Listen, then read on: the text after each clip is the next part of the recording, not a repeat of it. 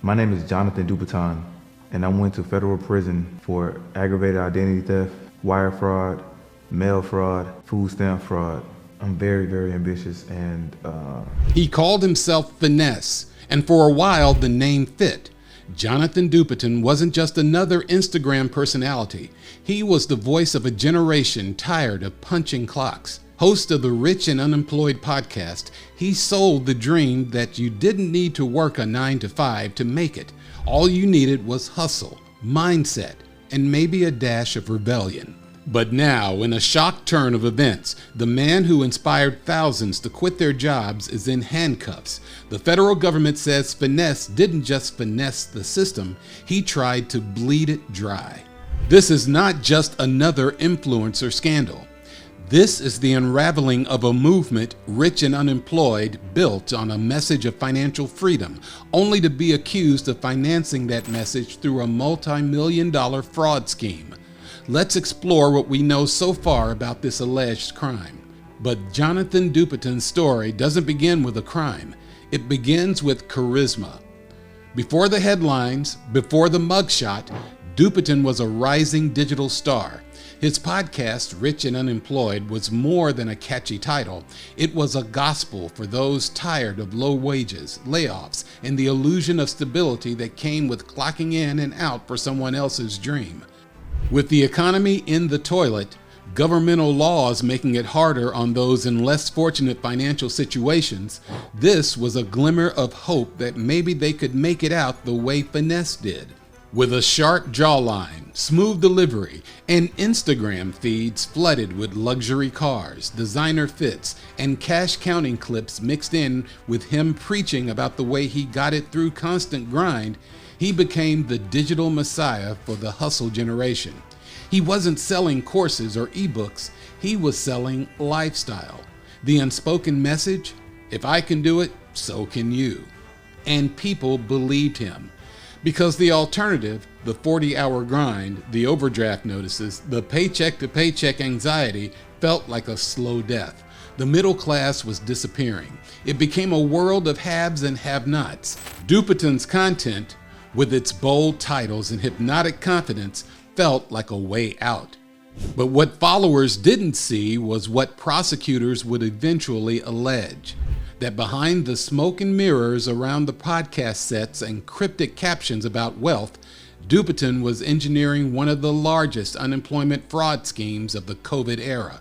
According to federal indictments, Dupaton, along with his brother Emmanuel Dupaton, Kadir Williams, and Cayman Bell, wasn't just talking about financial independence. He was funding it using stolen identities, fake employment histories, and forged documents to siphon millions from government relief programs between July 2020 and April 2021.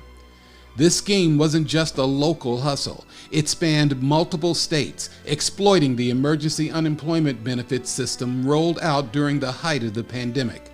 While real families waited on hold with broken state systems, trying to access relief to keep food on the table, Dupaton's crew allegedly submitted dozens of fraudulent claims. They were cashing in on the chaos that came from trying to process everyone in need. Forging pay stubs, creating fake employers, running paper through systems too overwhelmed to spot what was real and what was manipulation.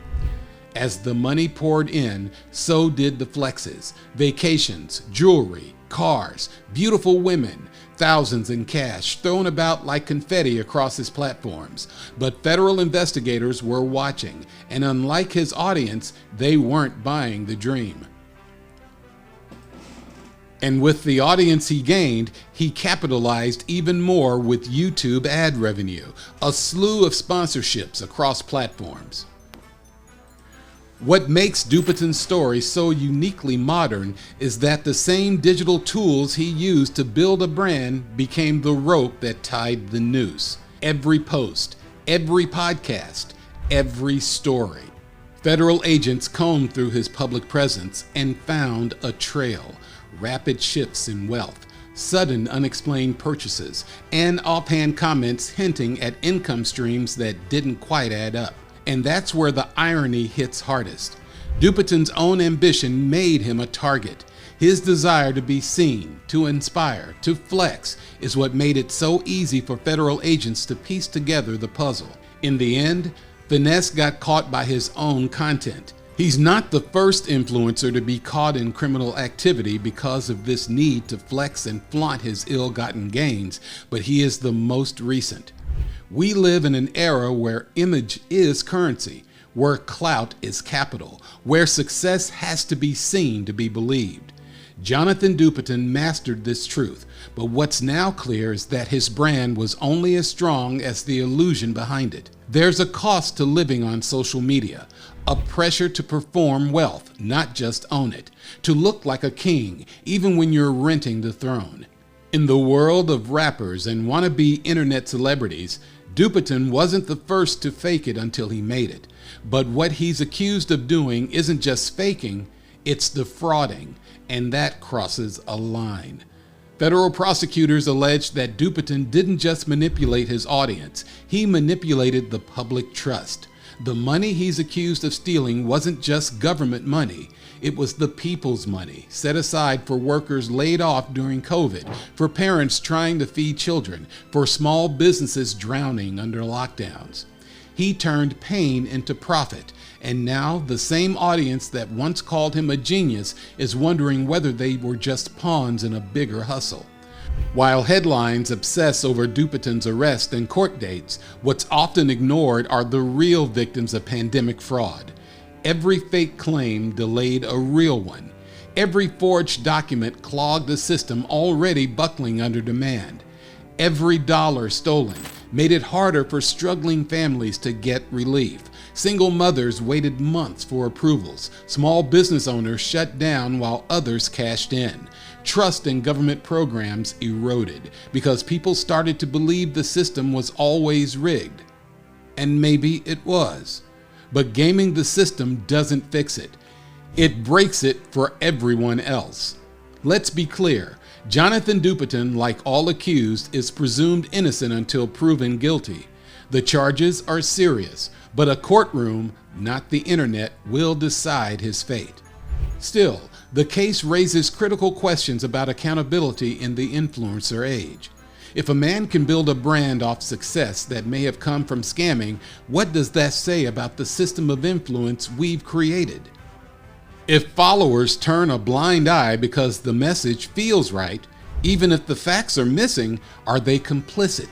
And if platforms can amplify content without verifying character, who is really responsible when it all falls apart? For young entrepreneurs and dreamers watching, there's a lesson here. Wealth without transparency is a trap. Influence without accountability is dangerous, and success that comes at the expense of truth isn't success. It's a ticking time bomb that's bound to go off eventually. The investigation is ongoing. Court dates loom, and as the federal crackdown on pandemic fraud continues, Dupaton may not be the last influencer caught in the dragnet. But what's left in the wake of his fall is a community grappling with betrayal. The followers who took notes from every podcast episode, the kids who saw him as proof that freedom was possible, the fans who defended his message even when red flags were flying. They're left asking, who can we trust? And maybe that's the hardest part of all. Because when your hero becomes the headline, what happens to the dream? If you found this video entertaining, hit the like and subscribe button for more deep dives into the world of rich Black history. Drop a comment below and let us know which story surprised or resonated with you the most.